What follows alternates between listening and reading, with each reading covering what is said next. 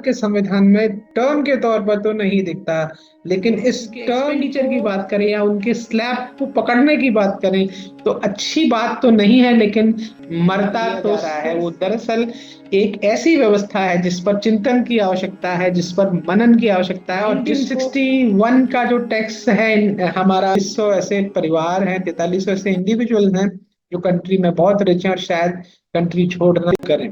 पहली बात तो हर भारतीय टैक्स नहीं पे कर रहा। सीधा सवाल है कि भारत में मध्यम वर्गीय परिवारों या मध्यम वर्गीय भारत को जब बजट की बात आती है तो बजट जैसा कोई क्लॉज हमारे भारत के संविधान में टर्म के तौर पर तो नहीं दिखता, लेकिन इस टर्म को प्रचलन में लाकर सामान्य जनता के बीच में यह शब्द बहुत फेमस यानी प्रचलित हो गया है। और इस फेमस शब्द का मीनिंग जनता समझती है। बजट का मतलब वित्तीय लेन देन को लेकर सरकार की जो, या गवर्नमेंट ऑफ इंडिया की या यूनियन ऑफ इंडिया की जो आय है और जो व्यय है वो क्या है। आय और व्यय के पर्सपेक्टिव को समझता समझाता हर फाइनेंशियल ईयर के संदर्भ में एक सेगमेंट है कि आपके पास यानी सरकार के पास आय के स्रोत क्या हैं। तो मित्रों, अगर हम इस बात का आकलन वर्ष 2024-25 के संदर्भ में करें कि भारत की सरकार या यूनियन ऑफ इंडिया किस तरह से चीजों को मैनेज करता है और उस मैनेज को करने के पर्सपेक्टिव में फाइनेंशियल जो अर्निंग्स हैं वो क्या क्या हैं देश की, वो हमें इस ग्राफ के थ्रू या पाई चार्ट के थ्रू सीधे सीधे दिखता है। अगर मैं आंकड़ों की बात करूं तो मैं स्टैटिस्टिकली पाता हूं कि ये जो भारत का बजट है या भारत के बजटीय प्रावधान के अंदर जो सबसे बड़ा हमारा अर्निंग सोर्स है, पैसा आता कहाँ से है या रुपया आता कहाँ से है, तो वो सबसे पहले हम देखते हैं कि भारत की जो बोरोइंग है और अदर लाइबिलिटीज है। और ये बोरोइंग और अदर लाइबिलिटीज दो तरीके से सेटल होती है। एक तो हम अपने देश के अंदर बहुत सारे ऐसे निवेश करते हैं जिनमें हम निवेश के अंदर लोगों से पैसा इनवाइट करते हैं बॉन्ड्स के तौर पर, सेविंग्स के तौर पर। और उनके अलावा जो फॉरेन इंस्टीट्यूशंस हैं, फाइनेंशियल इंस्टीट्यूशंस हैं, उनसे जो कंट्री है जो फाइनेंशियल डेप्ट लेकर कंट्री की लाइबिलिटीज को फुलफिल करती है। तो 27% भाग भारत की जो है अर्निंग का वो है बोरोइंग से, जिसके अंदर पब्लिक से भी बोरिंग होती है, डायरेक्ट और इनडायरेक्ट फाइनेंशियल इंस्टीट्यूशन से, सब कुछ मिलाकर 27% है। अगर हम बात करें दूसरे सबसे बड़े सेगमेंट की तो मैं आपको बताऊं कि यह बहुत इजी दिखता है, लेकिन ये एक ऐसा सेगमेंट है जहां पर हम बात कर रहे हैं इस सेगमेंट में 19% इनकम टैक्स की। और इनकम टैक्स को लेकर दो बातें बहुत दो टूक शब्दों में, भारत में जो टैक्स पे करते हैं, खासकर इनकम टैक्स पे करते हैं, वो भारत की आबादी 140 करोड़ या उनमें से जो टैक्स पेयर है वो 2% की आबादी या 3% की आबादी से ज्यादा नहीं है।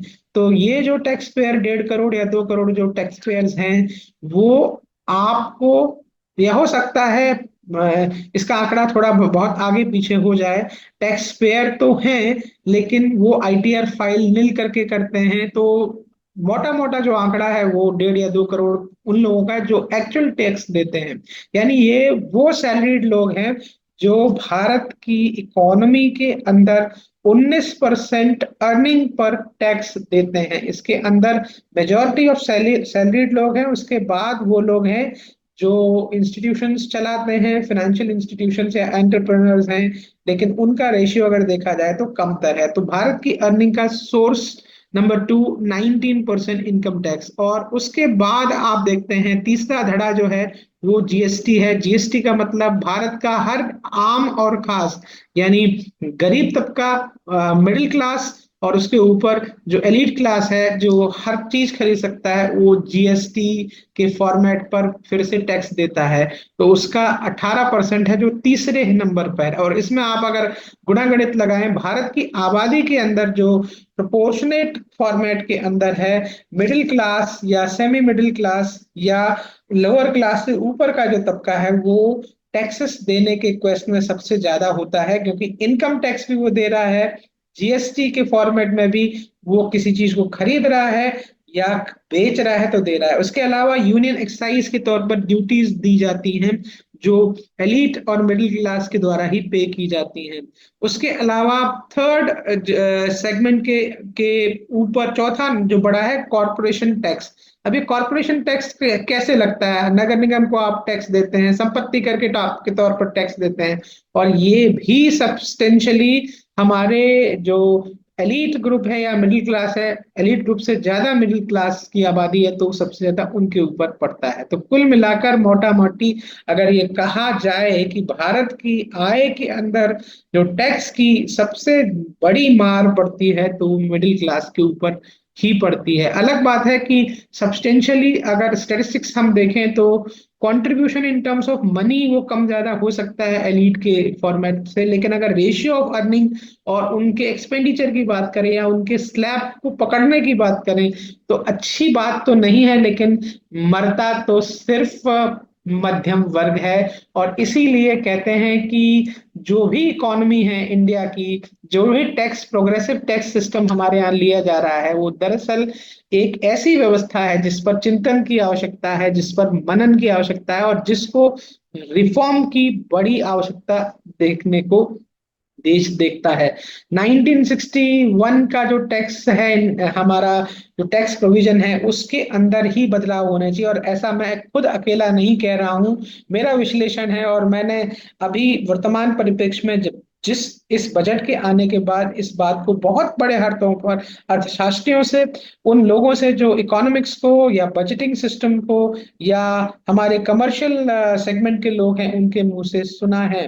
अगर हम अश्विनी उपाध्याय एक बहुत फेमस लॉयर की बात करें, एक ऐसे सीए की बात करें, एक ऐसे टैक्स कैलकुलेटर की बात करें, तो हम सब लोगों का अगर एक ओपिनियन कॉन्टेक्स्ट लूं तो ये समझ में आता है कि हमारी इनकम के अंदर, एक्सपेंडिचर के अंदर जो बड़ा झोल है, झोल का मतलब जिन लोगों से टैक्स लिया जा रहा है उनके बारे में अगर हम असेस करें तो ये हमें समझ आता है कि हमारा पैसा आ कहाँ से रहा है। हमारे यहाँ पर टैक्स को लेकर कुछ चीजें ऐसी हैं जो बहुत हद तक हमें मिसलीड करती हैं। मसलन ऐसे लोग जो इंस्टीट्यूशनल क्षेत्र में काम नहीं कर रहे, मसलन वो अगर कुछ कुछ काम करते हैं, मसलन समोसे बेचते हैं, मिठाई बेचते हैं, या एग्रीकल्चर में वो लोग जो एग्रीकल्चरल लैंड में बड़े लेवल पर नहीं है, सेकेंडरी और टर्सरी लेवल पर हैं, उनको अगर छोड़ दिया जाए, बड़े जो किसान हैं उन वो टैक्स नहीं पे करते हैं। तो ऐसे ट्रस्ट, ऐसे एजुकेशनल इंस्टीट्यूशंस जो प्राइवेट बॉडीज के तौर पर हैं, लाखों की फीस स्कूल्स के नाम पर ले रहे हैं, और जो कंट्रीब्यूशन है उसमें अगर बात करें तो बहुत सारे ऐसे इश्यूज हैं जो हमारे कंट्री को के इकोनॉमिक सिस्टम को जर्जर टैक्स सिस्टम के साथ जोड़ते हैं। जर्जर इसलिए क्योंकि ये टैक्स व्यवस्था शायद उतनी पारदर्शी नहीं है, उतनी स्पष्ट नहीं है, और सैलरीड या मध्यम वर्गीय परिवारों के ऊपर बढ़ाते खर्चे और उनसे हर तरह से, क्योंकि वो शायद बहुत ईज आउट होता है उनको ट्रैक करना, ट्रेस कर, वो व्यक्ति आपके रेवेन्यू के लिए सबसे बड़ा सोर्स होता है जिसे आप मध्यम वर्गीय कहते हैं। ट्रेन का, एयर का या बस का या कोई भी किराया वो ही देता है। अगर ट्रांसपोर्ट के बिजनेस की बात की जाए तो ऐसे बहुत सारे सेगमेंट है, मैं सिर्फ कुछ कुछ एक चीजों को कोट यहाँ पर कर रहा हूँ। ट्रांसपोर्ट का बिजनेस अगर रेगुलेशन के साथ आप करो तो आप लाइसेंस के साथ करो तो आप जो जीएसटी कंट्रीब्यूट करते हैं वो अलग है, लेकिन अगर आप एक टैक्सी खरीद लेते हो परिवार में अलग अलग नामों से तो वहां पर आपको शायद कोई टैक्स नहीं देना पड़ता।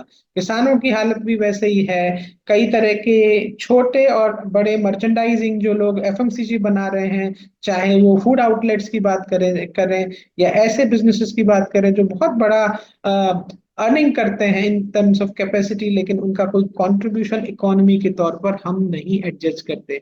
तो भारत की आय और व्यय के विश्लेषण की बात करते समय हम ये समझ पाते हैं कि हमारा मोटा मोटा जो इनकम है या बड़ी इनकम है वो आती है टैक्स पेयर के पैसे से। और इसमें नॉन टैक्स पेयर 9% है, 1% है नॉन डेप्ट कैपिटल रिसिप्ट, जिस पर डेप्ट नहीं है, जो जिस पर कोई ऋण नहीं है, कस्टम 4% है, और यूनियन एक्साइज ड्यूटी 5% है। तो ये जो प्रोपोर्शन है, अगर इसको मिलाया जाए रिमेनिंग 27, 19, 18 और 17, ये बड़ा प्रोपोर्शन है। और ये कहना नहीं होगा, ये टैक्सेस के थ्रू ही आता है, जिसमें एक बड़ी कंसोलिडेटेड अर्निंग हमारे आपके जैसे उन आदमियों, उन व्यक्तियों से होती है जो हर एक चीज पर टैक्स दे रहा है। वो खरीदने पर टैक्स दे रहा है, बेचने पर टैक्स दे रहा है, वो टैक्स दे रहा है आपके बोरोइंग पर। आपने बैंक में अपना पैसा रखा है और उस पर अर्निंग हो रही है, तो आप उस पर टैक्स दे रहे हो। गजब सिस्टम है, इस पर विश्लेषण की आवश्यकता है। नॉन टैक्स रिसिप्ट 9%, 1% नॉन डेप्ट कैपिटल 10% हो गया, 4% कस्टम 14% हो गया, और 5% यूनियन एक्साइज। तो 19% का ये बजट, ये रिमेनिंग पार्ट से अर्निंग भारत की सरकार करती है। मसलन अगर भारत की सरकार ने जो 1 लाख करोड़ का अगर अर्निंग करी है, तो उसमें से 19,000 ही जो है प्रोपोर्शन नॉन टैक्स का है। बाकी समझ लीजिए पूरा टैक्स का खजाना भारत की सरकार, यानी 81,000 करोड़ रुपए अगर गवर्नमेंट ऑफ इंडिया की अर्निंग है, लेट्स से, जो जो कि नहीं है, एक फिक्टिशियस फिगर है, 81,000 करोड़ रुपए अगर हम देश में सिर्फ टैक्स पेयर से लेकर आ रहे हैं, तो जो हम फ्रीबीज दे रहे हैं और जिनको दे रहे हैं, मैं गलत नहीं कहता कि आवश्यकता नहीं है, जिनको आवश्यकता है, जो जो अफोर्ड नहीं कर सकते कंट्री को, उन्हें कंट्रीब्यूट करना चाहिए। लेकिन क्या टैक्स पेयर का पैसा इस तरह से खर्च करना, सरकार कमाती क्या है और खर्च कैसे, ये ठीक है? क्या हमें इस पर विश्लेषण की आवश्यकता नहीं है? क्या इस पर हमें दूसरे किसी मैकेनिज्म को समझने या बनाने की आवश्यकता नहीं है? अगले पार्ट में इस वीडियो पर डिस्कशन करेंगे पैसा हम खर्च कैसे। वीडियो के इस हिस्से में हम समझेंगे कि भारत की जो वर्तमान सरकार है या भारत है, वो कैसे खर्च करता है अपनी इस आमदनी को। अगर हम इस पर बड़ा बारीक विश्लेषण करें, तो पाते हैं कि मोटे जो खर्चे हैं हमारे, जिसको हम कह सकते हैं कि भारत का जो खर्चा है या भारत की सरकार के द्वारा जो एक्सपेंडिचर किया जाता है, वो एक ऐसा पर्सपेक्टिव मेंटेन करता है जहां पर सबसे बड़ा शेयर हम अपने स्टेट्स को देते हैं, जो टैक्सेस या ड्यूटीज के तौर पर सेंट्रल गवर्नमेंट या यूनियन ऑफ इंडिया कलेक्ट करता है। अब इस बजट के बारे में तो मैं क्या कहूं कि 21% सारे स्टेट्स को देना होता है। यानी अगर आपकी आय कोई 100 रुपए है, तो 21 रुपए, या 1 लाख रुपए, 1 लाख करोड़ रुपए का अगर कोई बजट है, तो 21,000 करोड़ आप स्टेट्स को देंगे। तो ये एक बड़ा प्रोपोर्शन है जिसमें स्टेट्स पर फंड खर्च करता है, और स्टेट को लेकर उनकी पॉलिसीज के हिसाब से ये चीजें जाती हैं। दूसरा बड़ा प्रोपोर्शन है जो गवर्नमेंट देती है इंटरेस्ट पेमेंट पर, जो गवर्नमेंट ने खर्चे किए हैं, यानी जो पैसा कमाया है, उगाया है इंटरनेशनल इंस्टीट्यूशन से, उन लोगों से जहां से वो देनदारियां देती है, तो इंटरेस्ट पेमेंट उस पर ब्याज देती है। ये ज्यादातर आईएमएफ है, वर्ल्ड बैंक है, या ऐसे इंस्टीट्यूशंस हैं जो फॉरेन को एक्सचेंज के तौर पर भारत को बहुत सारी देनदारियां देते हैं। उनको इंटरेस्ट के तौर पर हम पे करते हैं, और ऐसा इंस्टीट्यूशनल एजेंसीज के लिए भी है। तो ये दोनों मिलाकर है लमसम। इसका स्टेटिस्टिक्स हम क्लैरिटी से कह तो नहीं सकते। जहां तक बात है प्रोपोर्शन में, थर्ड प्रोपोर्शन की, तो वो है सेंट्रल सेक्टर स्कीम।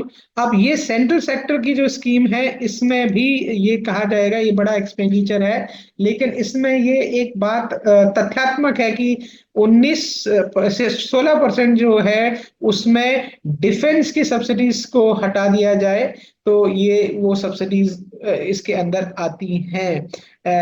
अब डिफेंस के बारे में स्टैटिस्टिक्स अलग तरह से चलते हैं।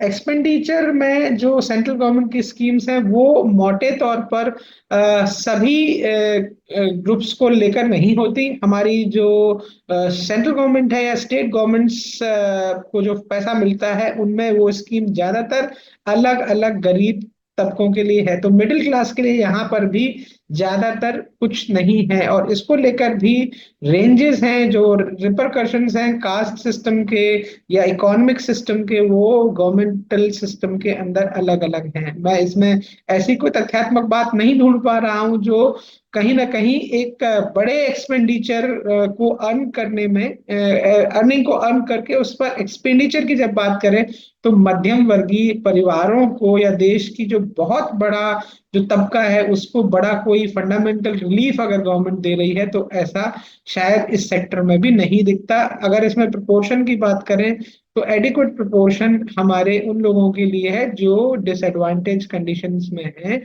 और माना ही जाता है कि मध्यम वर्गीय परिवार डिसएडवांटेजेस कंडीशन में होते हुए भी वो डिसएडवांटेजेस कंडीशन में नहीं है। और एलिट वर्ग की तो क्या ही बात की जाए। 4300 ऐसे परिवार हैं, 4300 ऐसे इंडिविजुअल हैं जो कंट्री में बहुत रिच हैं और शायद कंट्री छोड़ना चाहते हैं बहुत जल्द, देश देखेगा। खैर, वापस से हम चर्चा कर लेते हैं कि एक्सपेंडिचर का जो तीन ये बड़े खर्च प्रोपोर्शंस हैं, उसके बाद जो बड़ा प्रोपोर्शन है डिफेंस को, सब्सिडी को 8%, फाइनेंस कमीशंस को, जो सैलरीज हैं जो ट्रांसफर्स हैं, सैलरीज और ट्रांसफर का मतलब अलग अलग मंत्रालयों के अंदर जो फिनेंसिस के जो इश्यूज हैं, और मेजर तौर पर जो जो गवर्नमेंट सिस्टम के अंदर जो सैलरीज बांटी जाती हैं और जो पेंशन का प्रोपोर्शन है, इसमें मैं फिर से कह रहा हूं कि ये डिफेंस को लेकर भी है। अदर एक्सपेंडिचर के अंदर 9%, इसके अंदर बहुत सारे क्लॉजेज हैं जिस पर कई ऐसे एक्सपेंडिचर्स हैं जो गाहे बगाहे स्पेशल प्रोविजंस के अंदर होते हैं। सेंट्रल स्पॉन्सर्ड स्कीम्स को लेकर जो अर्निंग है वहां पर 8% हम कंजम्पशन करते हैं। तो मोटा मोटा अगर हम कहें, जो इंटरेस्ट पेमेंट और स्टेट्स को देने के बाद 40% खत्म हो जाता है, 60%, 40% ये और 16% सेंट्रल सेक्टर को स्कीम्स के तौर पर दिया जाता है जो डिफेंस के सेक्टर की हैं, और सेंट्रली स्पॉन्सर्ड स्कीम्स जो अदर सेक्टर्स की हैं तो 24% ये हो गया। अब 64% हो गया, 36% का प्रोपोर्शन में फाइनेंस कमीशन हो गया और अदर एक्सपेंडिचर्स हो गए, पेंशन हो गए। तो आप देखेंगे फिर से सब्सिडीज तो यहाँ पर भी मध्यम वर्गीय परिवारों के लिए क्या ही है। भारत के अंदर या भारत जैसे देश के अंदर ये एक बड़ी चुनौती है कि भारत के आज के विकसित भारत के कॉन्टेक्स्ट को लेकर किस तरह से वित्त का प्रबंधन किया जाए, या हम बजटरी प्रोस्पेक्ट्स के अंदर टैक्स को लेकर किस तरह से सिस्टम को रिवॉल्व करें। पहली बात तो हर भारतीय टैक्स नहीं पे कर रहा, और ऐसे बड़े प्रोस्पेक्टिव्स हैं जो बजट में देखने को मिलते हैं। अगाहे बगाहे हम इसकी चर्चा करते हैं कि जो टैक्स दे भी रहे हैं उनका बहुत बड़ा जो पर्सपेक्टिव है वो ऐसी जगहों पर जा रहा है जिनका उन्हें फायदा नहीं है।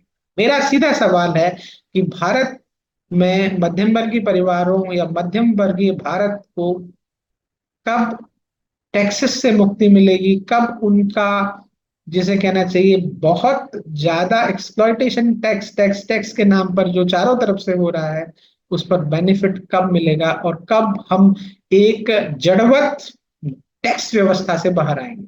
उम्मीद करता हूं कि जल्द ही हम शायद इस टैक्स में इस बजट के अंदर ये बात हुई है कि 1961 के टैक्स इनकम टैक्स या टैक्सेशन प्रोसेस को गवर्नमेंट रिवाइज करने जा रही है। कितना रिवाइवल होगा, क्या हम सच में प्रोग्रेसिव टैक्सेशन सिस्टम के अंदर है, या हम टैक्स चोरी को रोक पाने में असमर्थ हैं, टैक्स पेयर को बढ़ा पाने में असमर्थ हैं, या सिर्फ सैलरीड या मिडिल क्लास व्यक्तियों को जो 3 लाख रुपए की सैलरी में कमाता है टैक्स पे कर रहा है, लेकिन जो 30 लाख रुपए कमा रहा है जिसके पास एडिक्वेट प्रोपोर्शनेट में मनी है लेकिन वो शोकेस कर रहा है शायद 7 लाख या 8 लाख की इनकम, और वो टैक्स नहीं पे कर रहा है। हालांकि ये विषय एक गंभीर विषय है। उम्मीद करते हैं संसद में चर्चाएं होंगी और देश अच्छे सरोकार से इस विषय पर बात करें। धन्यवाद।